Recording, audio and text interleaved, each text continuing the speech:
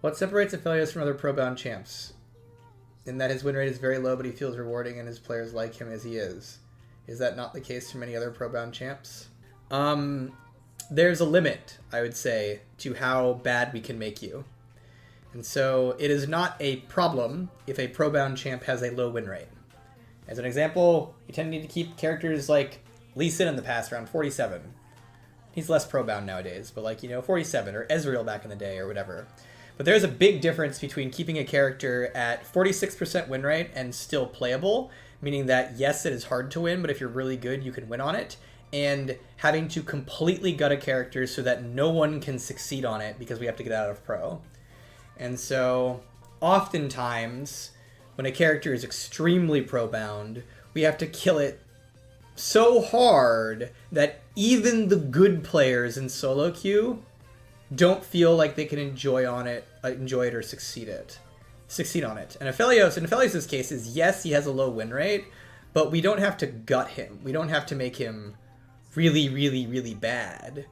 He probably is never going to be able to be 52% win rate, right? But he's not in a spot where we have to remove most of the ability to make plays, remove most of the ability to be effective, remove most of the ability to have fun in a way that we've had to do from Zeri for the past, and the way that we've had to do for characters like Azir and Kalista at various times, right? Ryze is actually a good example of where our low win rate character can be good and where we may have gone wrong. And what I mean by that is, for a number of years, Ryze was a very popular champion with a 44% win rate. But there was a lot of Ryze mains, because they're I know I win 44% of my games, but if I get really good at Ryze, I'll pop off, right? And we did a lot of changes to Ryze over the years to make him less pro-skewed. And nowadays, Ryze isn't in pro, and he has a 50% win rate, and he is significantly less popular. And so it's kind of a case where it's you can make a character not bound to pro, but sometimes the result of that is that you take the fun out of them, or take what people are looking for in them in terms of their skill expression. And I think maybe that's something that's happened to Ryze. Another thing to note is certain characters communicate skill expression as a fantasy. And so what I mean by that is a character like Lee Sin or Yasuo or Aphelios, I think he does this as well, just by looking at them and seeing their kits, you're this is going to be hard, and I'm going to figure it out, I'm going to be rewarded by it, right? And so Aphelios' fantasy as a character with his gun swapping lines up with being hard to play and hard to master. And so Aphelios players they know what they're signing up for, and they're okay with it, right? They're oh, it's going to be hard, and then it is hard, and you're sweet, that's okay, yeah, that's what I want when I'm playing Aphelios. And so one thing that can really hurt a character is when the skill expression needed of them to succeed does not line up with their fantasy. This is a problem that Gwen has.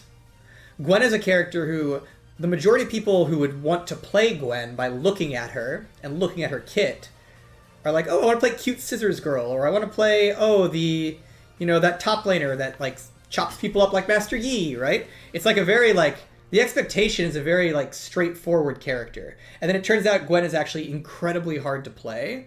And I think the end result is that her play rate and potential player base suffers pretty significantly from it, because her skill expression is not something that aligns with the expectations or desires of people who want to play Gwen, compared to someone like Aphelios who says, you're swapping guns, it's going to be hard. Or Lee Sin, it's all your spells have 2 casts and you're bouncing around the entire map, it's going to be hard. Whereas Gwen, at face value, is oh, she's a cute girl who jumps on you and snips you to death, and that's it. And that's all that's going on. That's what it seems like when you look at Gwen and you look at her kit. But actually, because of things like her W, there's actually this incredible amount of micro optimizations that are fairly unclear that you need to truly be good at her. And that's just not something that people who look at her or her kit are interested in doing. And so I think her play rate in League tends to suffer for it. Whereas if we were to do something to Lee Sin to raise his win rate and make him easier to play, that would probably make him a less fun and less popular champion, even if he was winning more games. What makes a character pro-focused in the case of Zeri or Smolder? I mean, it can just depend. There's a lot of different things that make a character pro-focused. I think one of the most likely things that makes a character pro-focused over the long term is skill at the character transcends ability to play against the character. Meaning if you get really good at the character, there's nothing your opponents can do to cause you to like fail at your win conditions. Alternately, no skill needed to always succeed at powerful win conditions. So this is something that a lot of tanks run into. There's a lot of tanks in League, when they become meta in pro play, it often is a result of you don't need to be particularly good to just get everything you need that is powerful from the tank. Because it turns out tanks very often provide like very valuable things to the pro play environment. They provide a front line, they provide engage, hard CC, someone who can check bushes, all these things, right? And so a lot of tanks can suffer from being pro bound because it's just like they are low variance. And you might be like, well, what about a character like Garen? And yes, I get it. Garen's been recently in pro for a few patches, like a counter, right? But like a character like Garen, the difference between him is low skill is needed to get the most out of Garen, but the most out of Garen isn't necessarily something that's super, super giga strong in most metas in the hands of a pro and what pro teams are looking at. Where it's like, there's a lot of metas where if Maokai Jungle is a viable pick, you can get exactly what you need from a jungler in all these different aspects while not actually having to like opt into any sort of variance of outcome. And so a little counterintuitively, I think there's a lot of pro picks that are, if you're too good at the character, there's nothing your opponent can do.